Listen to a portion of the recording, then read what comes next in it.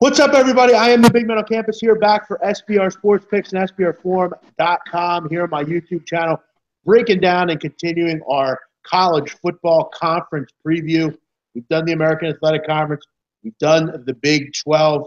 And today we're going to center around the Big 10 Conference, many people's favorite conference in the country. And I have a guest today, an old friend of mine. Many of you know if you've followed me throughout my podcast journey to SBR. He's never been on SBR, but he's been a good friend of mine, actually one of my best friends for a lot of years. And if you know the podcast, you know him. His name is Ryan D'Amico. Ryan, you are a Michigan super fan. You're a Big Ten expert. And I felt who better to bring on the show today, do a little Big Ten breakdown.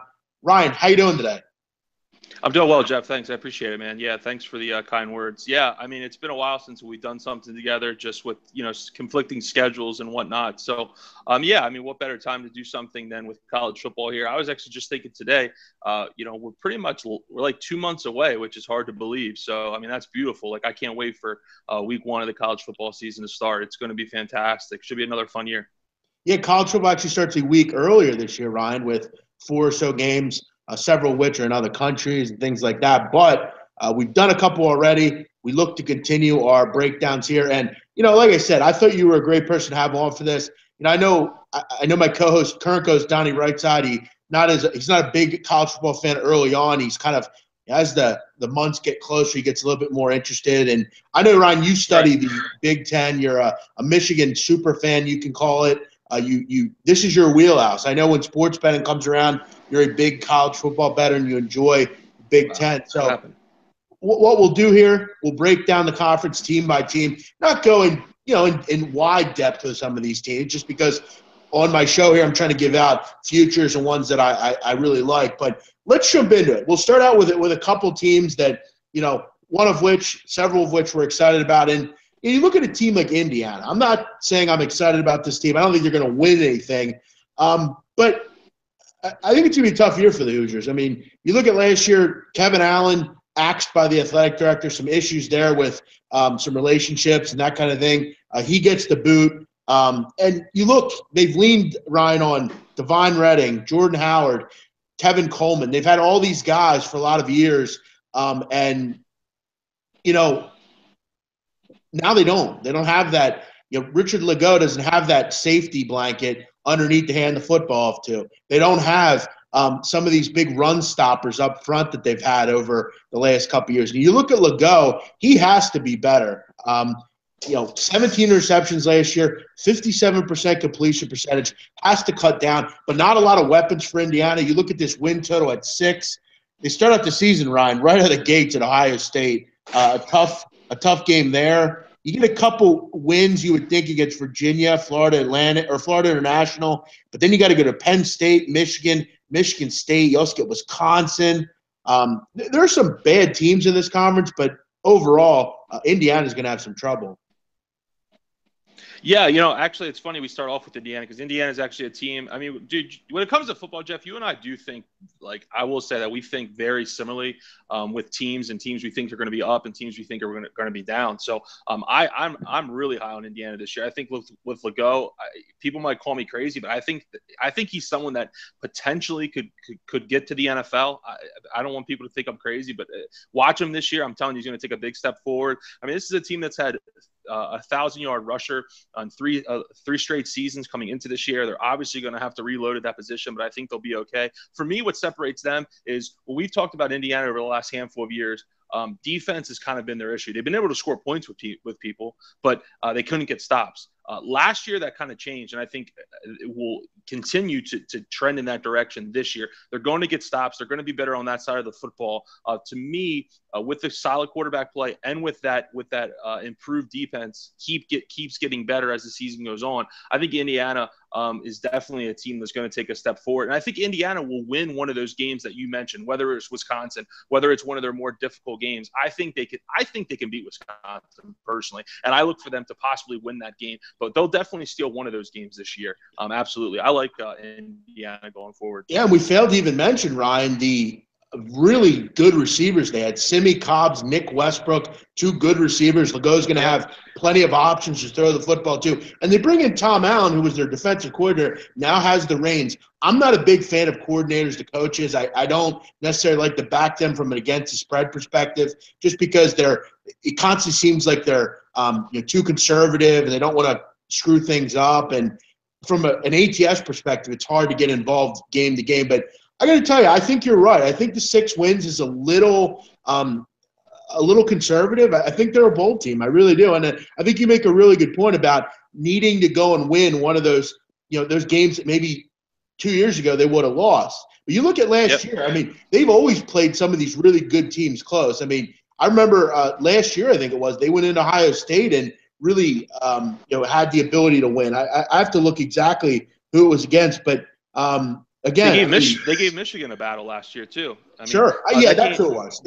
That game was really close until the snow started to really fall, and they couldn't really do anything offensively. So, I mean, they're a talented team, absolutely. Yeah, you're right. They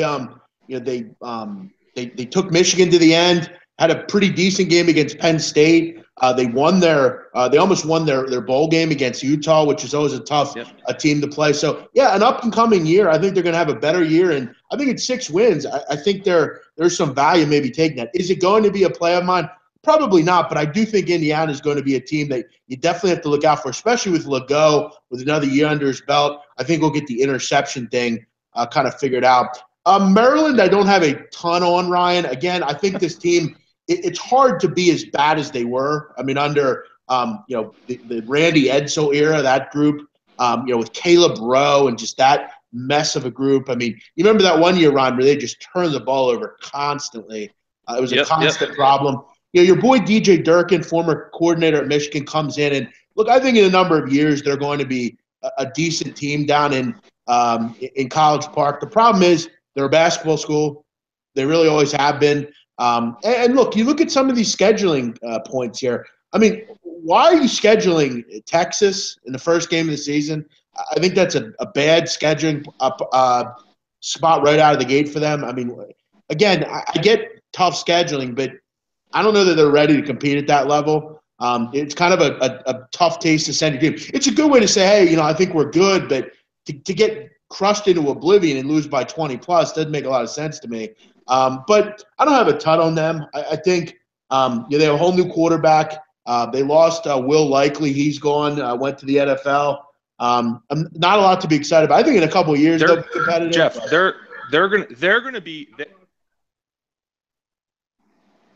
to be one of the worst teams in the Big Ten. I mean, I'm being serious right now. Like, I think they're going to be terrible. I think this is a 3-4 win team. I'm so serious when I say that. This team is just not trending in the right direction. And I think actually this is DJ Durkin's last year in Maryland. I think he goes somewhere else. I think he takes a job somewhere else. I really believe that. I think he's going to be gone after this season. So I'm really high on, I'm very low on Maryland this year. Yeah, I mean, look, I think Illinois and Rutgers are worse, but Maryland is kind of in that group. I mean, they have really nothing as far as playmakers to get excited about. Really just – I think you're right. And plus they're in the East Division, which is if you're in the West Division, you can kind of just hang around, I guess. But, in that East Division, that's pretty much murderers rather. Yeah, I mean, you look at the schedule. I mean, out of the gate, you're going to go 0-1. You get a cupcake in Towson. UCF's a better football team. At Minnesota, at Ohio State, Northwestern, Wisconsin, Indiana, who we said improved. I think they have 2 wins in the schedule. I think Rutgers and Towson are wins. Other than that, I don't think they get above 2 wins. I really don't. I just don't see it. They're not very good, and they're going to struggle at the quarterback position all year. And it's only going to get worse because I think you're right. Durkin will move on here at some point. Michigan, Ryan, is the next team, and obviously, judging by your shirt, if we follow you on Twitter, which many do, at DIA18, many of the new listeners on SBR might not know Ryan, but I do want to point out, Ryan, you and I started our podcast 3-4 years ago. I know you remember that day with the March Madness, and you and I spent a lot of nights and weekends doing shows together, and we're truly friends. I mean, we lived together for 2 years. You're like family to me. So I know how much of a Michigan fan you are, and again, listen, I mean, you can go to, you can go to these analysts, you can go to, boosters, you can go to play, whatever. The fans like you are the ones that, I know you look at these forms and you're a super fan. You're the biggest Michigan fan I've ever met that I know of. And, I think the word with this team is, and from a guy like me's perspective, someone that really kind of studies every team, again, Michigan, I don't know if they're going to struggle. Again, the recruiting's there, the coaching's there, they have the talent there. I think defensively they're going to be very good. But you look, Ryan, completely new secondary. They have Rashawn Gary up front, who's a complete freak of nature athletically. But you look at also offensively. I mean, what is Wilton Spate? What's he going to be? Is he going to be able to become a leader? Is he going to be, the Jake Rudock, the guy that's good enough, and that's about it? You don't have Darbo, no Chesson, no Jake Butt. Still pretty good run game. 3 new offensive linemen who, Ryan, we can agree last year, had some problems at points. I mean, in certain games, they were bullied. And look, do I think they're I don't think they're a mediocre team. I think they're an 8-9 win team. I think the 9 win total is pretty good for this team. I think that's right where it should be. You look at schedule-wise quickly. Right outside of the gate, you get Florida, who I think they'll beat. I think Florida's going to be a good football team, but I'm not a Malik Zaire fan. But then they get Cincinnati win, Air Force win, Purdue win, Michigan State win, Indiana. That's 5 heading into Penn State. The schedule's favorable here. What do you think about Michigan? Yeah, it's funny. Michigan this year actually kind of reminds me a lot of Ohio State last year, with everyone talking about how much they lost and are they going to be able to is it going to be a rebuild or is it going to be a reload? And Ohio State kind of showed that it was a reload in their last year, of course, got to the college football playoff. Not saying Michigan's going to get to the college football playoff this year, but they have a lot of similarities in the fact that they both returned their quarterback, J.T. Barrett last year, Wilton Spate this year. Both recruited at a very high level. I mean, the guys that are going to be playing for Michigan this year are 4- and 5-star kids. I mean, they're very talented, and they're mainstay of players from last year that are back are Wilton Spate, Chris Evans at running back. You mentioned Rashawn Gary, Mo Hurst on the defensive line, who a lot of people think is a first-round pick next year in the draft. Their defensive line is going to be fantastic, going to take a lot of pressure off of that young secondary, like you mentioned. And they have Jim Harbaugh, and they have a great coaching crew there. So I think you're right. Nine's a good number. I'm kind of inclined to go over just because I think they do get to 10 wins this year. I mean, one way or another, I think they do. The 2 games that kind of worry me the most are Ohio State, which they do have at home, and then having to go to Happy Valley at night under a whiteout against Penn State. So, but I think they do get to 10 wins, Jeff, and I think they have a nice year. And I think the game against Ohio State at the end of the year is going to be another big game, just like it was last year. Yeah, that's going to be a great game in the Big House. Day after Thanksgiving, Black Friday, going to be mayhem, really. I got to tell you one thing about what I always like about and find interesting is people always mention Rudock and Spade and what can they be. The problem is they don't need to be that good. I mean, the Big Ten's not exactly it's not the Big 12. You don't have to have an elite quarterback to play well and win games. They have a great run game. You look at this run game, Chris Evans, Khalid Hill, Ty Isaac, Henry Poggi. This is a really good group of backs. They just need to improve their offensive line. Jawal Bushell-Beatty had trouble last year, Ryan, didn't he? He comes in. Yeah. He had some problems at times. I mean, he's got to be better. But you mentioned, Hurst, and they're getting older, so I think they'll be fine. And Wilton Spate was just fine last year. And we know Harbaugh will teach him and coach him up, and he'll be just fine. Yeah, I think the big problem for me with this team is what are you going to get out of this secondary? I mean, you lost so much there. Jordan Lewis and just so many guys that were just mainstays there for so many years. Chris Wormley, Taco Charlton on the line. So just a lot of retooling, but we all know Harbaugh, great coach. I think 9 wins is very fair for this team. I don't think they're an elite team like an Ohio State and Alabama, someone like that, but I think they're going to be very good. They'll make a high bowl, and it's only going to continue to get better for Harbaugh and the boys in Michigan. If they can get past Penn State and they get a win at Penn State, and I think week 5 or 6 it is, look out, because that would really do a lot for this team with confidence, and because they'll be undefeated up until I actually have every something crazy. So I have every reason to think, Ryan, that they're going to go in Penn State and win that football game. And we'll talk about Penn State here in a little bit. But I think that game at the end of the season is going to mean everything, like it did last year. And hey, who knows what might happen this time around? Let's just hope Michigan can score some points, because that was the big sticking point last year. They need to be better there. One question I have for you, Ron, about Michigan quickly. They've had issues in their kicking game. We all remember the Michigan State game, the punting issues. We remember the Kenny Allen problems, Ryan, at times. What are your thoughts here on this freshman kicker? Honestly, he was the top-rated kicker coming in to last year. And they had Kenny Allen, so he was able to just kind of sit and learn. The highlights that I've been seeing from him, dude, this dude's kicking is money from 50-plus. I think Quinn Nordine is his name. He's going to be ridiculous. He's going to have a very good year, and I don't think Harbaugh is going to be so hesitant to send a kicker out there. And I bring that up because how many times have we seen in big games in college football the kicker cost you? Remember the Iron Bowl? We remember Alabama's problems with Adam Griffith at times. We remember Michigan's problems with punting and kicking. Great work by Harbaugh. And if I can remember correctly, wasn't he the kid that he stayed over at his house? Is that correct? That is 100% correct. Absolutely. He's the recruit actually that they got via sleepover there from he's actually from Michigan, and Harbaugh went there, was like, hey, I'll spend the night. It wasn't like he slept in his bed or slept in his room or anything. He slept on the couch. His parents were there. He was totally fine with it. And so it all worked out well. And Harbaugh got him. So got to do what you got to do sometimes, as they say.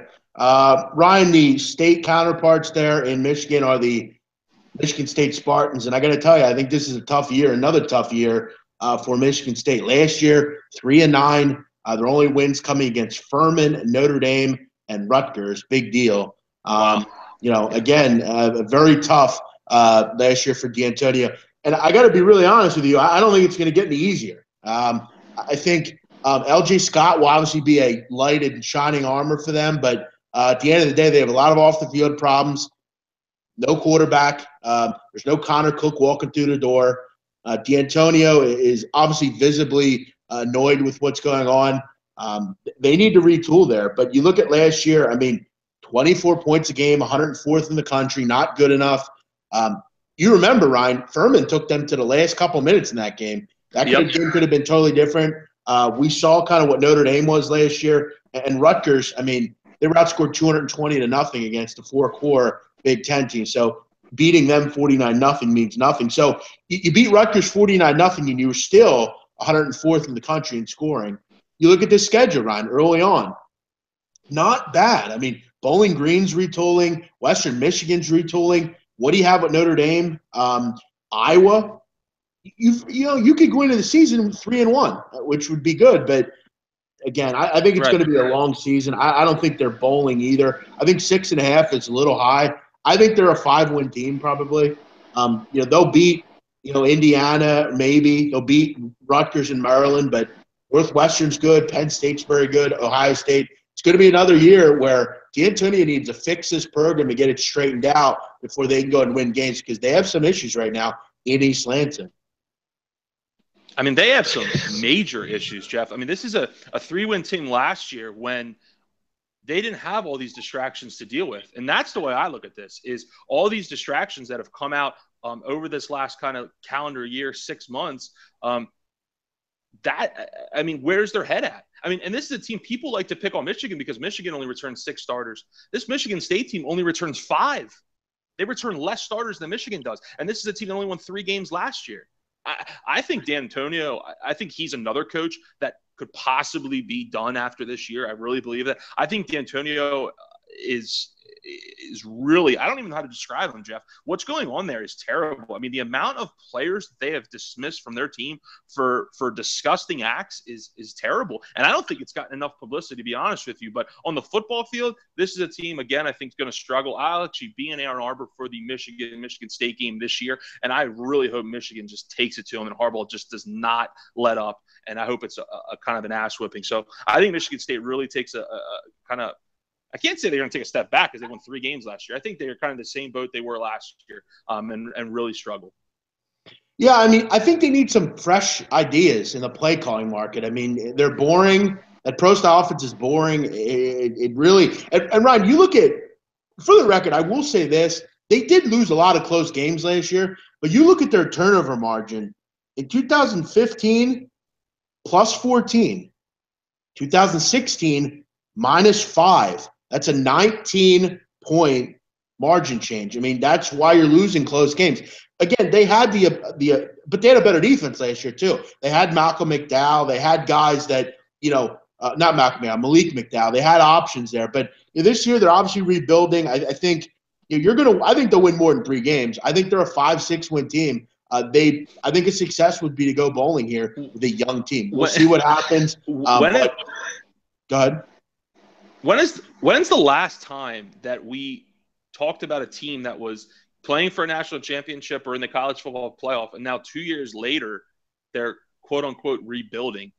That's all you need to say. I mean, that's an issue. This team was in the college football playoff 2 years ago. Now they're quote unquote rebuilding. I mean, something's got to change over in East Lansing. I mean, really. Yeah, again, I have to look more into Brian Lewerke. Obviously, I've heard he's somewhat rising. We'll see. But again, he's a young kid. Who knows what you're going to get with him? Definitely not a team that I'm particularly high on. The big boys are coming up, Ryan, and that would be the Ohio State Buckeyes, the favorite in this conference to win the entire conference, and many think are a team to, make it to the college football playoff final. You look at Ohio State. Obviously, they bring back J.T. Barrett, Mike Weber. But you look at some of the losses. Obviously, the receivers. You look at on defense. Yeah, Joey Bosa's, those kind of – not Joey, but yeah, Joey Bosa. What's the kid's Nick Bosa. Sorry. Nick Bosa. Joey's the one in the league already. Nick Bosa. I'm sorry. There's so many Bosas, I get them confused. Ryan, I'm going to actually start out with you. Obviously, I'll discuss Ohio State. I mean, we know Barrett, 26-4 as his quarterback. They have a lot of young guys, though. And is the fuel in the fire here for them after, the loss in the Orange Bowl to Clemson? I mean, that was a pretty pathetic performance. Can their line hold up, and can these young receivers develop into talent as experienced playmakers? What do you think about Ohio State? What's your overall thought? And again, keep your homerish news out of it. No, absolutely. Ohio State to me is interesting again this year, just like they were last year, for the fact that again they do lose a lot. They lose a lot of their weapons.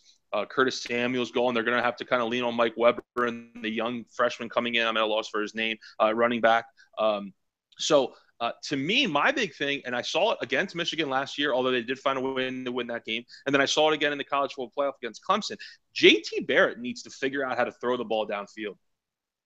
Happen. Ohio State's ultimately not going to go where they want to go, and that's to win the national championship. I mean, at this point in their, in Urban Meyer's, tenure there, that's what they're trying to compete for every year. And unless he can throw the ball downfield, JT Barrett, I just don't think that's going to happen. He really struggled against Michigan. Turnover saved them. I mean, it was nothing that JT Barrett and the offense did. It was the turnovers for Michigan.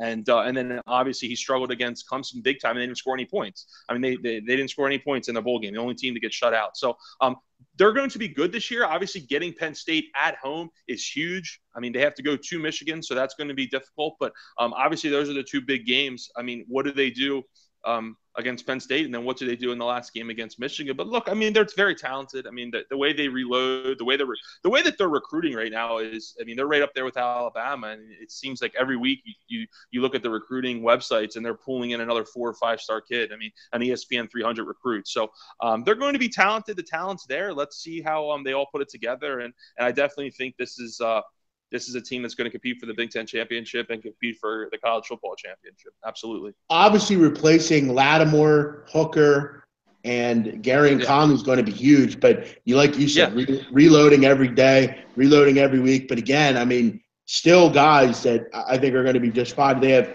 Tyquan Lewis and Sam Hubbard up front, guys that can get to the quarterback, tackle for loss. We're going to find out a lot about them right away. Oklahoma, second week, at home. I mean, that might be a neutral site game. I have to look into that. But again, look, they go where JT Barrett takes them, but they have a lot to retool with. A lot of weapons to improve on, get right and replace.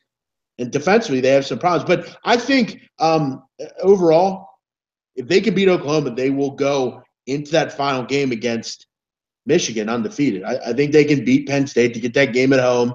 That game is at Ohio State, Jeff. Okay, so it's a true. I mean, it's in Columbus, so they should win that. I mean, really, they should. I mean, that's a true home game. And look, if you watch the Big 12 preview that I did, I'm not that high on Oklahoma. I think they're a lot like Ohio State, really. A lot of retooling, lost a lot of weapons.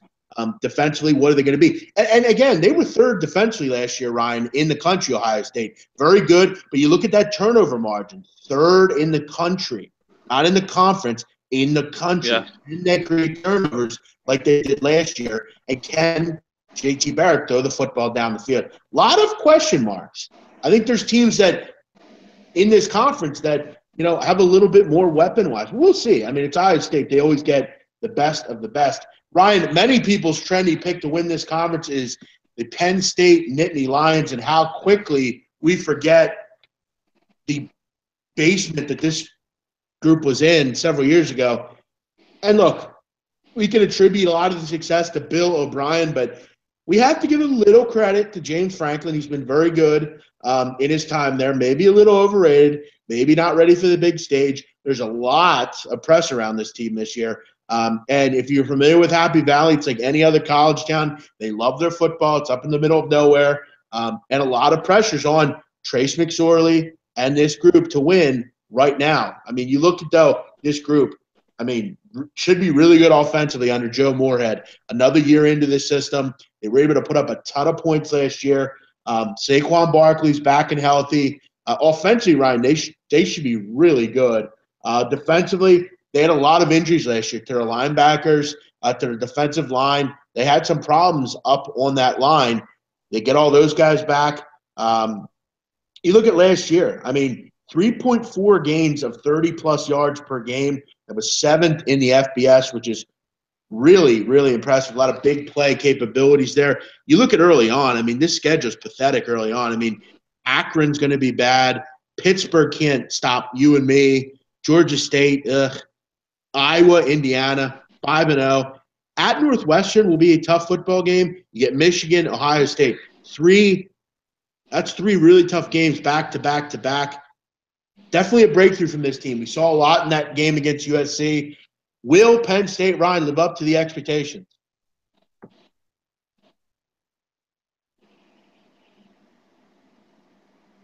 Ryan. Yeah, I just with Penn State, to me, and I spoke to you briefly before we went on the air. To me, they haven't. This group hasn't been accustomed to this expectations there. I mean, really, they caught fire last year. I mean, they go up to Ann Arbor, they lose 49-10 to Michigan, and then to me, the biggest turning point in their season was the following week. Was at home against Minnesota, a game that they were actually they were losing. I mean, they were losing to Minnesota, and they had to put a lucky-ass little drive together to kick a field goal, force overtime, and then they win 29-26. And if they don't win that game, they would have lost 2 of 3. James Franklin may have gotten fired, or people would have wanted him fired. Instead, they win that game and they go on and don't lose again until their Rose Bowl loss against USC. But I mean, a lot of that last year was, I mean, I hate to say it, but was kind of luck. I mean, how many times do we watch Penn State offensively and was McSorley just rearing back, not even looking where he was throwing up bombs, and these receivers would just win these 50-50 balls? I mean, is that going to happen again this year? I mean, will the running back, will Barkley stay healthy? A lot of questions for me for Penn State. Look, are they talented? Absolutely. But again, I think James Franklin just isn't that great of a coach. And I was telling a lot of my Penn State friends last year, I said, this is great. I hope Penn State keeps winning. I want James Franklin around, because ultimately I don't think he's a very good coach, and I think he will kind of screw things up there. So I don't think they'll beat Ohio State. I'm kind of on the fence with you. Like you said, I'm not sure about the Michigan game. Let's see how Michigan kind of progresses as they get to that game, 5 or 6 games into the season. And then again, you make a very good point, Jeff. The game to me that I think they could slip up in is at Northwestern. I really like Northwestern this year, and I like what Pat Fitzgerald is doing. Going to Northwestern, let's see how they play in that game. But to me, Penn State, I'm not as high on them as maybe a lot of national people are. Great point. The season changed for them, and I remember I was on Minnesota in that game. I had the money line, and Minnesota took the lead, and Penn State put a great drive together, able to win the game. Then you look at, if they don't block a field goal against Ohio State, how does that game go? They were very lucky, and I've never seen a team with so many expectations that lost in their bowl game. They didn't win. Yep. No offense. Yeah. I mean, they didn't win anything. It's what they almost did. And they gave up 52 right. points, Jeff. Exactly. They gave up 52 points. Exactly. I think they're one of the more overrated teams in the country. And I think throwing out 14 against Michigan a couple weeks into the season is ridiculous. I mean, that's a ridiculous line. I think the bookmakers are a little too high on Penn State this year. I think it's going to be – look, are they going to be bad? No, but I don't think they're a shoo-in to get to the Final Four like a lot of people think. Again, they have a tough schedule. I mean, you got to go to Northwestern. You got to go to Ohio State. Michigan thrown in there. You get that game at home, luckily, but they cleaned their clocks last year. Does a venue change really change that? I don't know. But, yeah, I'm not as high on Penn State as some. I'm not as high on Penn State or Oklahoma as many people are. Ryan, I'm not going to spend too much time on these next 3 teams. Rutgers is going to be bad. I don't know how else to point that out. Yeah. Illinois is going to be – Illinois has the ability to maybe be the worst team in this conference. I don't know if you're Lovie Smith, why does he keep getting jobs? I mean, where does he ever win at? I mean, it makes no sense. Right. I mean – and now you got to deal with just 6 seniors. They've gotten actually worse than they were last year, which is surprising. And there's no Wes Leno in this group anymore. I mean, they don't have the ability to go to at least a senior quarterback. They don't have that anymore. I think they're 4 or 5 win max team. Their schedule is tough, and their offense was horrible last year. And I don't think it's going to get any better. Chase Crouch or Jeff George Jr., not exactly what you want as you head into the season. Iowa, not a lot there. New quarterback, replacing 3 starters in their secondary, including Desmond King. They do get Josie Jewell back and Akeem Wadley. Vandenberg's back from an injury. But, Ryan, their offense is so vanilla. It's a shame. If they had, the quarterback, if he stayed another year, maybe Beathard could kind of take them to a special season. But, again, adding Brian Ferentz as your offensive coordinator as your son doesn't do a lot for me. Again, I think they're kind of very similar to what Indiana is. I'm not really too high. Minnesota, I think, will also be in that group, Ryan. P.J. Fleck will turn this program around. They'll get back to being a really tough, stalwart type of team. But you look at this out-of-conference schedule early on. Oregon State's a better football team. Middle Tennessee State's a very good football team. That defense that had to reload and have a new defensive coordinator, they're going to have to get it figured out quickly. Middle Tennessee is a very good offensive team, Ryan. Brent Stockstill, Richie James, that is a really good offense. And we're going to find out a lot about Minnesota early on defensively. They're going to a 3-4. And, look, you got to give him time. He's going to figure it out. I don't necessarily hate that Mitch Leidner's gone. He was a guy that really kind of reminded you of P.J. Walker at Temple, never really got particularly better. They do have Shannon Brooks and Rodney Smith, who I think are really going to anchor a hard-nosed football team that tries to keep the score low. Problem is, I don't know how good they're going to be defensively. Fleck's going to turn it around, Ryan, but I don't think it's going to be right away. No, I agree. And PJ Fleck, look, he'll do fine there. I think this is a good fit for PJ Fleck. He didn't go to a powerhouse school like a Notre Dame or Michigan or Miami, something like that, where, I mean, kind of like Al Golden did. Because Al Golden did, he went to from a team very similar to Western Michigan, a Temple. Then he goes to a big program and just doesn't have the success that maybe a lot of people thought he was going to have. I think Minnesota is a perfect fit for him. He's in the right side of the division to really kind of compete with Wisconsin and Northwestern and team those other teams. He'll give him some time, but he's already starting to recruit really well. He's starting to kind of recruit locally pretty well. He's getting some nice recruits there, getting some recruits that have come over from Western Michigan to him this year. So he's going to succeed there. But that west side of the Big Ten is pretty laughable, man. I mean, besides Wisconsin and Northwestern, I mean, I think Nebraska has a bad year this year. I think Iowa has a bad year this year. I think obviously Purdue and Illinois have a bad year this year. Minnesota, I think, will probably be the third team in that conference, that division, excuse me. But that side is just pathetic. Really is. Yeah, look, and Ryan, again, it won't surprise me if Fleck kind of works some magic here. I think, obviously, though, with a new quarterback, they bring in Connor Rhoda, who's a senior. I mean, he's kind of been behind Leidner for a while. But again, I'm not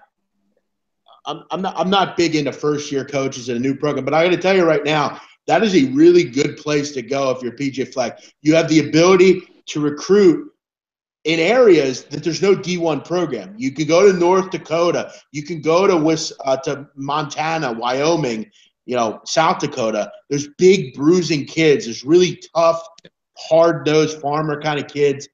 I think he's going to do really good things there. Maybe those kids that can't get to a Wisconsin or a Ohio State, but he Flex is come out here. You're away from the big city. You hang out here. And he'll get that culture there. That row your boat culture. Not going to spend a lot of time in Nebraska, Ryan, or Purdue. Jeff Brom has a lot of challenges at Purdue, and somehow he brought that defensive coordinator, that nut on the sidelines with the bald head. I know you remember who I'm talking about. Nick something. Yep. I forget his name. I think they're going to be pretty good offensively, Purdue, with that offense, with David Blau and Markel Jones. But, again, defensively, they're going to have some problems. Overs are going to be the bet with Purdue this year, as are the norm. Nebraska, Ryan, they're going to be the total opposite. I think they're going to be an under machine.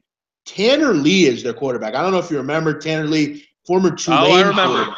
Yeah, former Tulane quarterback, the guy that just couldn't complete passes, a very, very, very bad quarterback.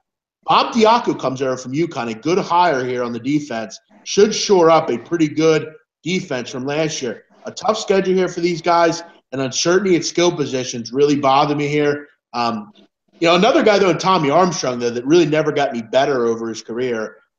So, again, is Tanner Lee worse? I don't know. Not much on those two. Final two, though, and then we'll wrap it up with some final predictions and then jump off. I am really high, Ryan, on Northwestern. I think it could be a special year for Pat Fitzgerald's group, kind of like we saw from the basketball team this year. They made their first March Madness tournament, had a really good year under Coach Chris Collins there. And you look at Fitzgerald, kind of looks like a Collins family member a little bit, has that hard-nosed but welcoming approach. They're really dynamic. I mean, Thorson really came into his own last year. They played really well against Ohio State. Justin Jackson is back. A good defense is back. And they don't face Ohio State or Michigan in the regular season. 15 starters are back on this group. They get Penn State and Wisconsin fairly early on. And I think if they're able, Ryan, let's say, to win – let's just win the Wisconsin game. I don't really know that I see another loss in this schedule. I mean, early on you get Nevada, Duke, and Bowling Green. You should go into Wisconsin on September 30th, 3-0. I think they're going to beat Wisconsin. I'm not as high on Wisconsin as others are. I think this is going to set up, Ryan, if they could somehow in that Wisconsin-Penn State group go 1-1, I'm okay with that. Yep. I think, and call me crazy, I'm going to take a flyer on them to win this conference. I think they could really be at the end. I think they could be there facing Ohio State at the end, maybe. Yeah, I mean, like I said earlier in the little podcast here, is I'm really high on Northwestern this year. I mean, like you said, you bring 16 starters back, you bring Jackson back at running back, who's been fantastic. I mean, that's going to be kind of their MO. Let's run the ball, let's play solid defense, let's not beat ourselves, and keep the game. Every game we play in, let's keep it close and find a way to kind of scratch out a victory. I mean, they're going to play a lot of close games this year. And you're right. They miss kind of some of the big dogs, and they get Penn State at home this year, which is obviously going to help for whatever reason. I mean, I forget who it was. I believe it was a writer for Athlon magazine. I was actually very similar to what we're doing now. I was listening to a podcast, and the guest on it was a writer from Athlon Sports, and he said that every single coach, every single year in the Big Ten that he talks to, he asks the question. He says, "Where's the one place you don't like going to play?" And 80% of the coaches say Northwestern. It's just like it's always a cloudy and rainy, and the grass is seemingly 2 feet high. It's chilly. Yeah, I mean, it's just not a good place to play. They always upset someone there. So I think that they're going to have a nice year. I really do, barring some injuries or something crazy like that. Northwestern, another team that's going to have a nice year. They definitely are a team to me that I like, and I don't think it's a bad thing taking a flyer on them to win the conference, because really the only team they have to kind of battle with is Wisconsin, and if they can win that game early in the year, that sets them up beautifully going forward to at least get to the Big Ten title game. And like we all know, if it gets to that point, look, you can hedge. So yeah, I like Northwestern. 4 of their 5 offensive linemen are juniors and seniors. Very high on that. Look, I know many will point and say, well, last year their pass defense wasn't good. And you would be right. They weren't. But another year, another ability to retool, they're going to be much better. You can't be much worse than they were last year. And they still, Ryan, went bowling and won 7 games. I think they're going to win a lot more than 7 games. And I got to tell you, you get Penn State at home, you go to Wisconsin. If you can beat Wisconsin, I think they're going to be really live to win that game against Penn State. Again, like I said, could be a special year for Northwestern. A lot to be excited about if you're a fan of the Wildcats. Ryan, last year, Northwestern 2-3 in games decided by 1 possession or less. So if you can flip that and go 4-1, yep, 3-2, right, you're going to have a lot more ability, especially being in that Big Ten West, right? It's not very good. Exactly. So exactly. For me in the Big Ten, you always have that ability to hedge. You're going to have a pretty good option at the end of the season. And I think Northwestern might be that team. Finally, Ryan, Wisconsin, and to anyone and whoever watches this, it will be a little longer than ones I've done, but I think some great information we're really educating the groups with here. Wisconsin, Ryan, is 49-1 to win the national title. And while that might be out of the question, which I would agree with, I think there's much better options. Texas, Oklahoma State, teams like that. I don't think Wisconsin's good enough to win this title, let alone the big title. But a more manageable schedule than last year. You don't start with LSU and Michigan and Ohio State and Iowa. A little bit more manageable here with Utah State.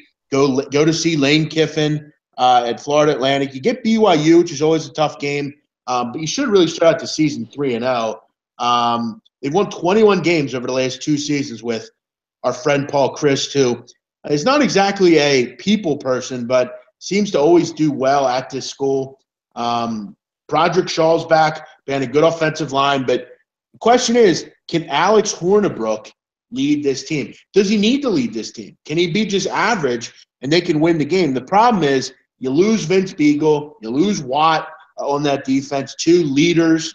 You still have Jack Keeshy and others, but those are 2 big names to lose on the defensive end, Ryan. Yeah, absolutely. Look, Wisconsin, I mean, you remember last year, Jeff, when Wisconsin had that brutal 4-game stretch? Yep, at least at the beginning of the season, it looked brutal, where it was like Michigan, Ohio State, LSU. Michigan State, and Penn State. They had LSU early in the year. Yeah, I mean, they had a brutal schedule last year. You flip the script now this year, luckily. So you get all the kind of difficult games are going to be at home. I mean, they don't have to play Ohio State. They don't have to play Penn State. And then they get Michigan comes to Madison. So that's obviously fortunate.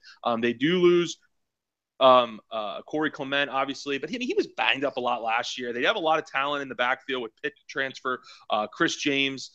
So look, I think they're going to be solid this year as long as Honeybrook just doesn't like lose them games. I mean, if he can be like serviceable, just be like. I mean, be like Jake Rudock was for Michigan a couple years ago. Just be an average quarterback. I think they'll be fine. I mean, they lose Beagle and TJ Watt on defense, but other than that, I mean, they return 16 starters. I think Whiskey is going to be fine. I think they're a lock to win double digits, really. I mean, barring something crazy, this team should win double digits. So, the fact that they're in that division, the West Division in the Big Ten, is obviously big for them. So, I think Whiskey is a lock to win double digits and probably represent the Big Ten in the Big Ten, or the West in the Big Ten title game. I mean, again, very good defensively last year. I think they were top 5. Turnover margin was top 10. Definitely lose some options there. Will they be as diverse defensively? I don't know, but they always are. One point on Wisconsin that we didn't make, I mentioned Broderick Shaw. I think he has the ability to really be a Ron Dane, Melvin Gordon, Corey Clement type of player. You got to wonder, this kid's from Hoover, went to Hoover High School in Alabama. You have to wonder how these Georgia, Alabama, Mississippi, how these teams missed out on Broderick Shaw. It doesn't make a ton of sense. But Ryan, there it is. Obviously, I'm very high on the Northwestern Wildcats. I look to them to win the national title. I am kind of bullish on Indiana to win over 6 games. I think Michigan will be a team that will probably win 9 games. 10 would be great, but I think that's really a good number there for them. Kind of a group of a lot of very mediocre teams. Obviously, Ohio State's good. Penn State might be a little overrated. They're going to be overvalued all year. I think the bookmakers have made it clear. If you listen to bookmakers in Las Vegas, particularly from the South Point Hotel and Casino, Chris Andrews is way too gleeful on Penn State. I think they're going to be a team that will not. Isn't he a Penn State fan, though? I believe he is. I'm pretty sure he is. So, I mean, that makes sense. Well, he's fairly gleeful, though. I mean, you got to take the fan perspective out of it, Ryan. I believe his daughter went to Penn State as well. So they're going to be – and you look at that number. I mean, 14. Do I think it's because Chris Andrews likes Penn State? No, but I think that's fairly bullish on Penn State. You're giving Michigan 2 touchdowns. Could either be a trap or it could be a 31-14 kind of win or something, But – that's it, Ryan. I'll let you go. I will ask you, give me a team that you're going to be, overall Pretty sure that number has obviously gone down since. I mean, I think what is it down to, like 8 or not, something like that? I think significantly. I'd have to look. I haven't studied up lately on the actual spreads. I've been involved with a lot of the breakdowns. But Ron, before we go, give me a team that you're very high on. It will win this title. And a team that is going to struggle considerably. I'll start with my team that I think is going to struggle considerably, and I'm going to talk about a team we talked about in the very beginning, Maryland. I just think Maryland is really kind of fighting an uphill battle right now. The schedule doesn't do them any favors. They were kind of a mess last year, and I don't see that really turning around this year. They don't really do anything particularly well. They had that quarterback carousel a couple years ago and into last year. They really can't find a great signal caller. DJ Durkin was a defensive-minded guy, did great at Florida, did great with Michigan. I mean, when's that going to kind of come around? At least see some sort of improvement. Didn't really do much for me last year. So I think they really struggled this year. The team that I'm really confident in, it's kind of tough. I hate to say it, man. I really do. Because I think it'd be easy just to say Wisconsin because they play in such a difficult or such an easy division over there on the West. I'm going to say Ohio State because I think they beat Oklahoma at home. That's huge. I think they beat Penn State at home. So those 2 games are at home. And then until Michigan actually beats Ohio State, I can't sit up here and pick them. I can't. I did it last year. I thought that they were going to win. It looked like I was going to be correct until they just fell apart in the fourth quarter and lost that game. But I'm going to say Ohio State. Until they show that they're not going to win the Big Ten, how do you pick against them? So I'll go with them as my team that I think wins it, and then I'll go with Maryland as my team that I think really falls off.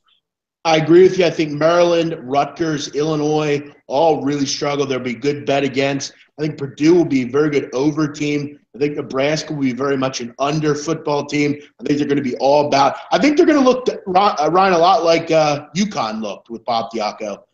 Can't score and good defensively. As far as the two futures that I'm going to recommend, I'm going to go with the Northwestern Wildcats to win the Big Ten West at plus 425. And Ryan, yes, I'm going to do it. I'm going to take the Northwestern Wildcats at 22-1 to win the Big Ten title. Hey, why not? Why not? How about it?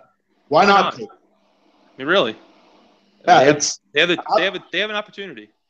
Yeah, no, they definitely do, and we can definitely hedge there at the end. Ryan, my boy, thank you for coming on. Always great info from you on the Big Ten. We'll definitely have to do this again when we move on down to the SEC or something else. I'm going to end the broadcast. You don't need to hang up. We can chat after the show here. Thank you to everyone for listening. As always, I'll be back next week, Ryan, with where are we going next? I guess we'll go back to the ACC. I got to talk about them at some point. No, I really don't want to. Phil Steele apparently says they're the toughest conference this year. Did you hear that? Phil Steele, who everyone is obviously head over heels about with his great magazine and everything, he says they're actually the best conference this year. Yeah, I mean, see it, but that's what he thinks. Yeah, he's going to have his opinion, but he was also someone that said Michigan State would be good last year. So, again, True. I'm not going to put a lot of stock, though he does a great job with his magazine. Ryan, we talked to Phil Steele several times last year on the podcast. Right. We did go – we obviously went a different way due to the fact that we are a gambling show, but we'll let him have his opinion. We'll have ours. Ryan, thanks for coming on, and we'll be back next week with more college football previews. Please like the show, subscribe, comment, tell your friends. Catch me every day on SBR Forum and SBR Sports Base. Have a great night.